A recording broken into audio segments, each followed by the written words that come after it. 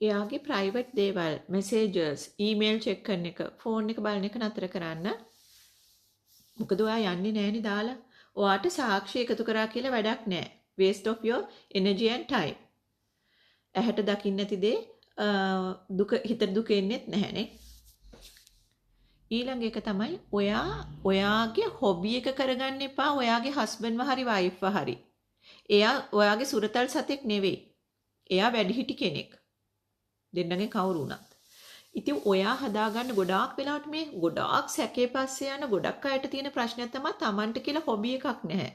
Tamanගේ free time එක මොකකටද use කරන්න කියන එක ඒගොල්ලෝ දන්නේ නැහැ. ඉතින් ඒගොල්ලෝ ෆුල් කන්සන්ට්‍රේෂන් එක සම්පූර්ණ අවධානය දෙන්නේ එක්ක දරුවන්ට එහෙම නැත්නම් එයාගේ පාර්ට්නර්ට හස්බන්ඩ්ට හරි වයිෆ්ට හරි.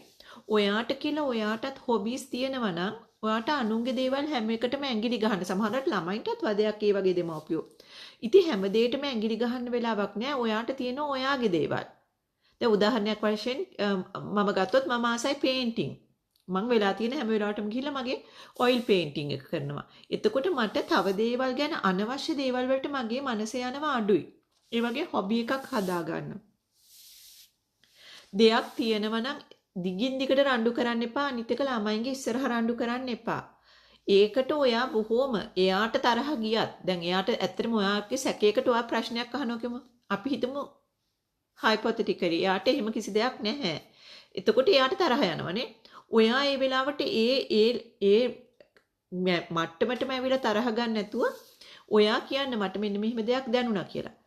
එහෙම දැන් අපි කියනවා නම් මොන දෙයාවත් එකට ඉන්න වෙලා තියෙනවා කියලා මම නම් ඔයාට කැඳ අහන්න ඕනෙම නම් මම දන්න කොච්චරකවත් ඔය සමහරුන්ට කටවල් තියන් ඉන්න බෑ කොහොම හරි ඒක ඇහෙනවා.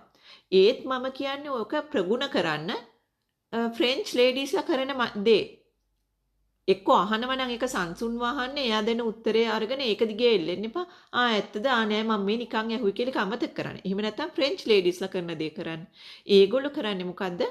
ඒගොල්ලෝ සමහරට ඒගොල්ලෝ දන්නවා මෙයාට FI එකක් තියෙනවා. හැබැයි ඒගොල්ලෝ හරිම අවංකයි. ඒගොල්ලෝ හිතෙන්ම කියනවා නෑ කොච්චර මොනවා වුණත් මෙයා කාත් එක්ක FI එක තිබ්බත් මේක අර ගිහිලා හෝටලෙකින් කාලා එනවා වගේ දෙයක්. මම මේ පවුල තියාගන්නවා. මගේ දරුවන්ට තාත්තා ඕනේ. මම මේක අහක බලාගෙන ඉන්නවා. එයා කාත් එක්ක ගියත් කවදා හරි එන්නේ අපි ළඟට කියලා. ඒක ඇවිල්ලා ෆ්‍රෙන්ච් අය කරන දෙයක්. ඒගොල්ලෝ ගොඩක් වෙලාට ඒ ඕපන් රිලේෂන්ෂිප් එක ඕකේ. ඉතින් එහෙනම් ඒක කරන්න. ඔයා දෙයක් දන්නවා ඔයා ඉන්ස්ටින්ක්ටිව්ලි ඔයා දන්නවා මෙහෙම දෙයක් තියෙනවා කියලා. හැබැයි ඔයා ඒකට ඔයාගේ එනර්ජි එක දෙන්නේ නැහැ. ඔයාගේ දෙයක් කරගන්නවා. ඔයා ඒ ගැන හිතන්නෙත් නැහැ. මොකද දැන් ඔයා එක හිතලා රණ්ඩුණා කියලා මුළු ඔක්කොමලා එකට බිමට කියන්නේ ආගාදයට වැටෙනව මිසක් ඔයා කරන්නේ අසාධාරණයක් ඔයාගේ දරුවන්ට. එක්ක ඔයා යන්න ඕනේ. ඔයාට කොන්ද පණ අරගෙන නෑ මම මොන දුක ආවත් ඒ දුක විඳිනවා මෙයාගෙන් අයින් වෙලා ගිහින් මම අලුතෙන් ජීවිතයක් මගේ දරුවොත් එක්ක පටන් ගන්නවා. එහෙම නැත්තම් Taman සිංගල් දරුවෝ නැත්තම් මම දැන් ගිහිල්ලා මේ පුළුවන් වෙලාවෙ අයින් වෙලා යනවා කියලා හිතනවා මිසක් අර එක වලේ පල් වෙවි රණ්ඩු වෙන්න යන්න එපා.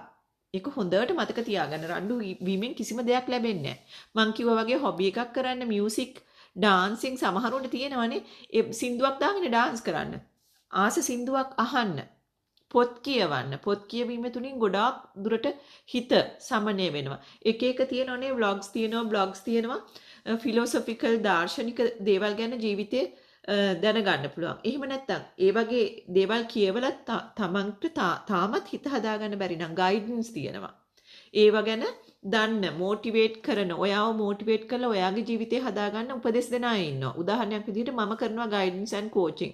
එහෙම මට ආපු අය මට මේ දක්වා ලංකාවෙන් දෙන්නෙක් ඇවිල්ලා තිනවා. ඒගොල්ලන්ට මම කියලා දීපු දේවල් තුලින් ඒගොල්ලෝ ජීවිතේ හදාගෙන තියෙනවා. දැන් ඒගොල්ලන්ගේ එනර්ජිස් වේස්ට් කරන්නේ නැහැ. අරයා මොනවද කරන්නේ? අයියා පරක්කු වෙලාවේ ඇහැරිලා ඉඳගෙන නිදි මරාගෙන හෙට වැඩට යන්න තියෙද්දි මෙහෙම කරගෙන මේ ආපු වෙලාව බල පැහැව ඉන්නේ. ඒගොල්ලෝ ගියා ඉව්වනම් දැම්ම ෆ්‍රිජ් එකේ නිදාගත්තා. ඒගොල්ලෝ නිදාගත්තා. එහෙම වුණාම ඔයාගේ පාර්ට්නර්ට උනත් හිතෙනවා මෙයා වෙනස් වෙලා මෙයා මගේ ඔළුව කන්නේ නැහැ. කොච්චර මොනවා කරත් ගොඩාක්ම දුරට 90%ක්ම සම්භාවිතාව තියෙන්නේ බැඳපු කෙනා තමන්ගේ බිරිඳ හෝ නැත්නම් බිරිඳ තමන්ගේ සැමියා ළඟට එන එක.